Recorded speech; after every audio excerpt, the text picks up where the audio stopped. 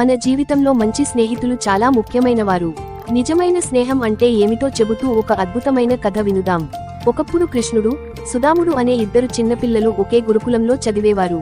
వారు ఇద్దరూ మంచి స్నేహితులు. ఎప్పుడూ కలిసి ఆడేవారు, చదివేవారు, ఒకరికొకరు సహాయం చేసుకునేవారు. సుదాముడు పేదవాడు, కాని అతని మనస్సు శుద్ధి, ప్రేమతో నిండిపోయింది. కాలం గడిచింది. కృష్ణుడు ద్వారకలో రాజుగా మారాడు. సుదాముడు మాత్రం పేదవాడిగానే ఉండిపోయాడు. కాని అతడు ఎప్పుడూ కృష్ణుణ్ణి మరిచిపోలేదు.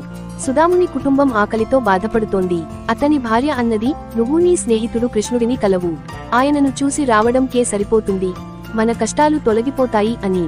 సుదాముడు దగ్గర ఏమీ లేదు, కానీ స్నేహితుడికి ఇచ్చేందుకు కొంచెం అటుకులు కట్టుకుని కృష్ణుడిని కలిసేందుకు బయలుదేరాడు. ద్వారక చేరుకున్న సుదాముడిని చూసిన క్షణంలో కృష్ణుడు పరుగెత్తుకుంటూ వచ్చి అతనిని ఆలింగనం చేసుకున్నాడు. రాజమహల్లో రాజులా కూర్చోబెట్టి గౌరవించాడు. సుదాముడు తన దగ్గర ఉన్న చిన్న పొట్లాన్ని ఇస్తూ, "నా దగ్గర అంతే ఉంది స్నేహితుడా" అన్నాడు. కృష్ణుడు ఆ అటుకులను ఎంతో ఆనందంతో స్వీకరించాడు. తిరిగి వెళ్లే సమయంలో సుదాముడు ఏమీ అడగలేదు. నిజమైన స్నేహితుడిని చూసుకోవడం, మాట్లాడుకోవడమే తనకు ఆనందం. కానీ కృష్ణుడు తన స్నేహితుడి పరిస్థితిని గమనించాడు. సుదాముడు తన ఇంటికి చేరుకుంటాడు. ఇంటి చేరుకున్న సుదాముడు ఆశ్చర్యపోయాడు. అతని చిన్న ఇల్లు ఒక అద్భుతమైన మందిరంగా మారింది. కుటుంబం సంతోషంగా జీవిస్తోంది. ఇదే నిజమైన స్నేహం పిల్లలారా. స్నేహం అంటే ధనం కాదు, బహుమతులు కాదు.